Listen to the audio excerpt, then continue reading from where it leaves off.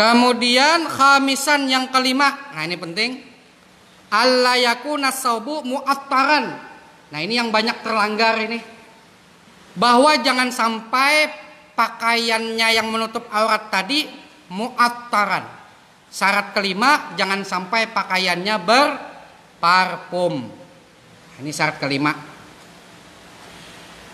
Jangan sampai pakaiannya berparfum, syarat kelima. Yang mana parfum itu fihi isyaratun lirijal, dapat menggelorakan bagi syahwat laki-laki. Liqaulihi alaihi salam, karena ada sabda Nabi sallallahu alaihi wasallam, kullu ainin nazarat zaniyah. Tiap-tiap mata yang memandang itu kategori berzina, artinya memandang aurat. Wa innal mar'ah, dan bukan mata doang. Kata Nabi apa? Wa innal mar'ata, sesungguhnya perempuan.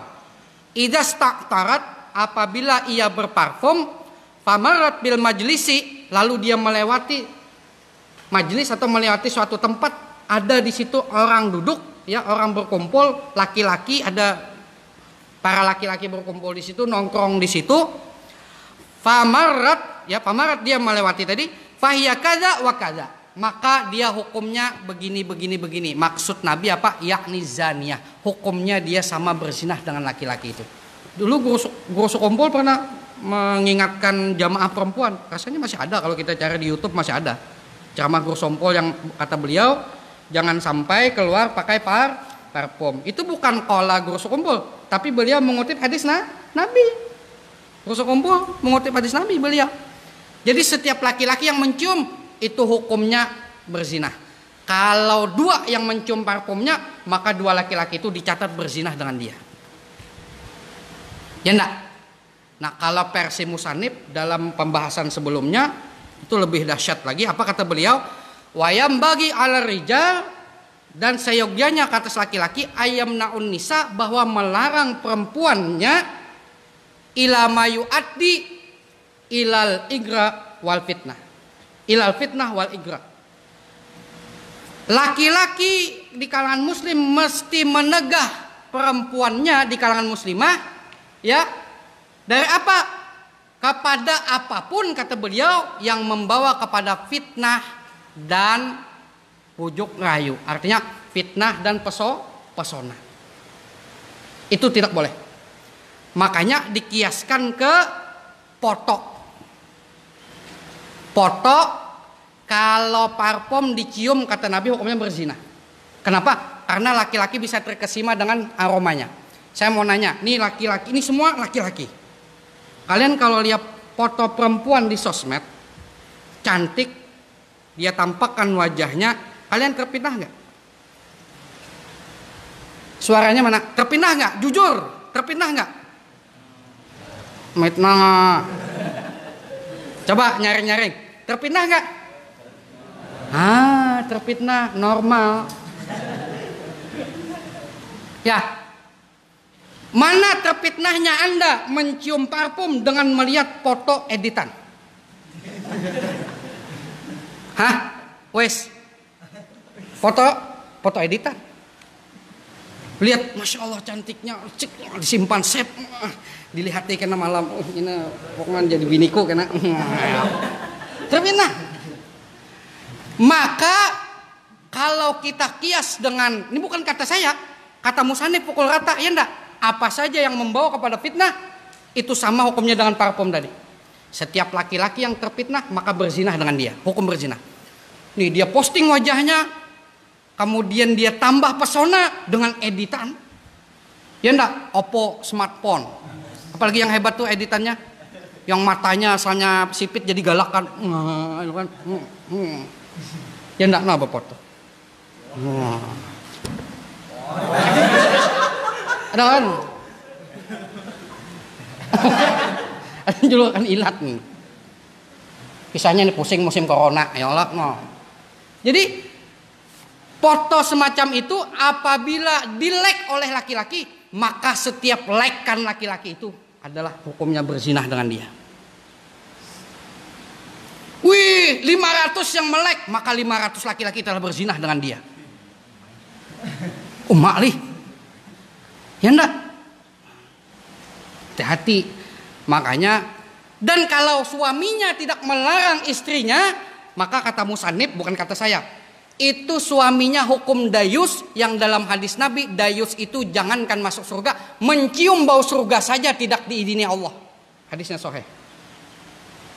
Makanya dua-duanya istri saya tidak pakai Facebook. Tutup Facebook. Saya larang.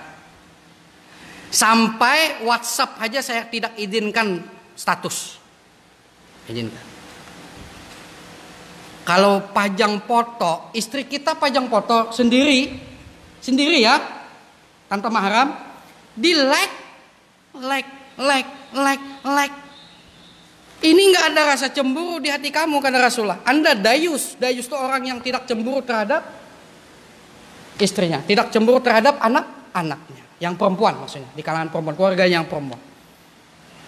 Makanya suami harus melarang. Ya, kenapa? Coba lihat fitnahnya itu, fitnah sosial media itu, perempuan yang pasang foto itu lebih hebat daripada parfum. Minta maaf, terkadang yang sudah punya suami berkelahi. Ya enggak? Kenapa? Karena ada laki-laki yang lebih dia anggap ganteng di sosial media itu. Kenapa? Karena me-inbox. Ding, kamu balo kah? Sudah belaki kah? Ulun ni kae bingung juga na, ulun ni hendak disambat balo. Ya ada laki, disambat ada laki, ya kami kada cocok kae. Kami ini ya bahasa Banjar kan kayak berambangan pang. Ngojar. Haram. Dan yang bujang juga bahaya. Yang bujang bahayanya di mana? Itu banyak, kada sedikit. Dicari perempuan umur 19 tahun, ciri-ciri kulit sawo buruk misalnya kan. Asal Tamban misalnya kan. Dia dibawa lari oleh seorang laki-laki, ciri-ciri berperawakan tinggi, hidung pesek, ya enggak, wajah jerawatan misalnya kan, atau ganteng dan lain sebagainya. Nah itu banyak yang dibawa kabur perempuan gara-gara itu. Gara-gara bahkan sekarang santet bisa lewat sosial media. Bisa. Foto tinggal ambil dukunnya aman dukun. Makanya kalian jangan heran kenapa ada pernikahan antara nenek-nenek dengan pemuda. Ada kisah nenek-nenek dan pemuda.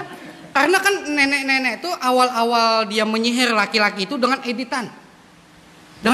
Editan Photoshop kan. Jadi keriputnya hilang, langsung putih menconong, babungas baanom. Kalau ditanding dua almarhum nikah Ardila kada jauh, namun ditanding parak ya Allah. Akhirnya ketemu berjanjian, kenapa jadi tak kawin Pak Ustadz? Karena ini menjebak di situ lewat foto, lalu kita terfitnah, lalu bertemu nininya tadi pakai sihir. Napa pur sinupur kalau di begoyangan, aku bupupur lalakian yang kutamui karindangan. Hati-hati kan, ya kan? Rasyad hati-hati. Itu foto ini bisa editan. Pas ketemu timbul tergila-gila dua nini tadi, ya kawin. Besok nama mati. Kenapa? Terminum susu expired. Nah ini keracunan. Paham lah. Nah jadi itu bukan kata saya tapi kata musannif. Jadi apa saja yang mendatangkan fitnah. Sekarang fitnah besar. Kan editan tuh, apalagi yang ini yang berjoget-joget itu apa? Aplikasi apa? Tok. Nah. Kalau Bapak aplikasi TikTok leh. Ya Allah nang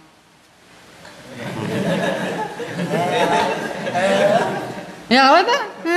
Haram hukumnya tak? Kenapa? Fitnah. Bahkan aplikasinya tuh hebat sekali. Wajah yang hitam jadi putih, betul enggak?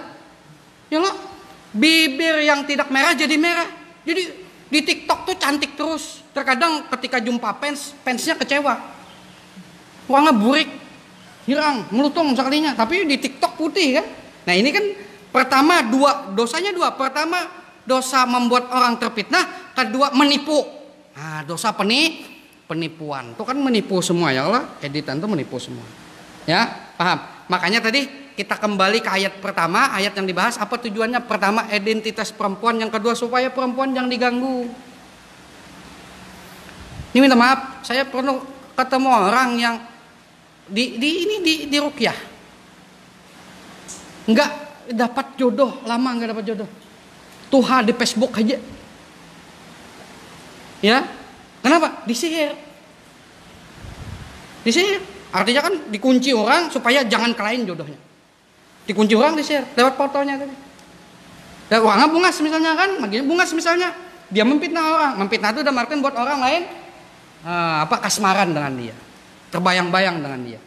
Makanya perhatikan kalian kalau punya adik, punya istri belum ya, adik, saudara, acil, ya tegur.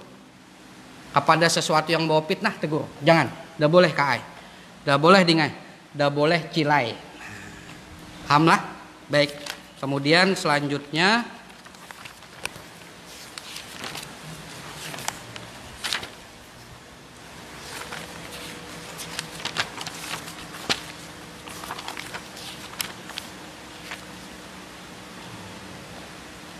sadisan. Nah, ini yang terakhir.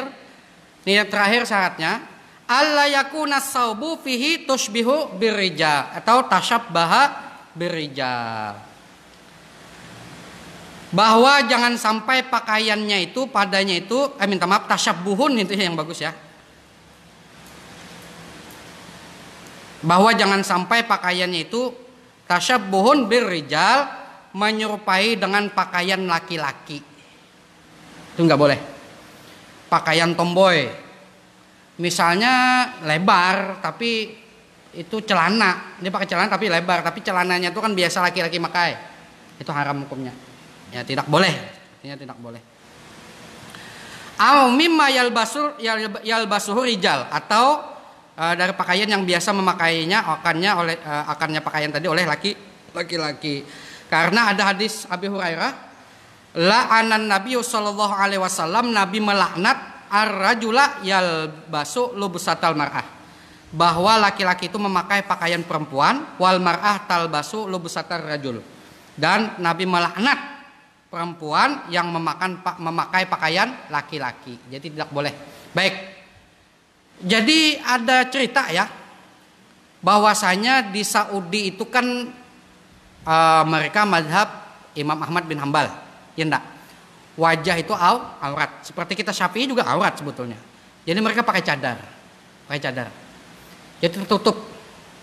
Tetapi polisi syariat, yang polisi di Mekah tuh, dia bercerita pernah tertipu dengan sekumpulan orang bercadar, 6 orang berpasangan, duduk berenam bang. Ternyata 3 orang laki-laki, 3 orang perempuan pacaran. Kenapa? Karena laki-lakinya pakai cadar. Jadi laki-lakinya tuh mengakali nih. Jadi janjian mau pacaran, gimana caranya? Dia pakai cadar. Jadi nggak kelihatan bahwa dia itu laki-laki. Kenapa? Karena nggak tahu. Kan kalau pakai cadar lakian binian kan kada tahu lah. Laki atau perempuan nggak tahu kalau pakai sama-sama pakai cadar. Ini galip nih cadar bungas benar. Kulit eksotis beduhulu kan. Ini cadar binian nih kira. Nah, jadi itu tidak dapat menyalahkan cadar, tidak. Oh ini kan gara-gara cadar kita tidak tahu, ini jangan-jangan penipu apa segalanya. Tidak bisa menyalahkan cadar. Itu salahkan orangnya. Syariat sudah betul. Yang namanya orang tuh niat jahat, apabila dia berniat maka segala daya, segala upaya. Orang jahat tuh bagaimanapun syariat diberlakukan, dia akan cari celah bagaimana untuk berbuat maksiat. Jadi ketika ada orang bercadar, lalu tiba-tiba dia itu menyalahi syariat, jangan cadarnya kau caci maki, tapi orangnya yang kau tanyai. Kalau kau caci maki cadarnya, kau caci maki syariat Allah.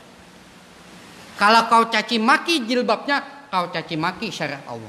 Karena ada perempuan yang bilang, saya nggak perlu pakai jilbab. Saya ini yang penting kan yang dijilbabin duluan itu hati. Daripada pakai jilbab, tapi kelakuannya masih begitu, begini. Nah ini, ya enggak.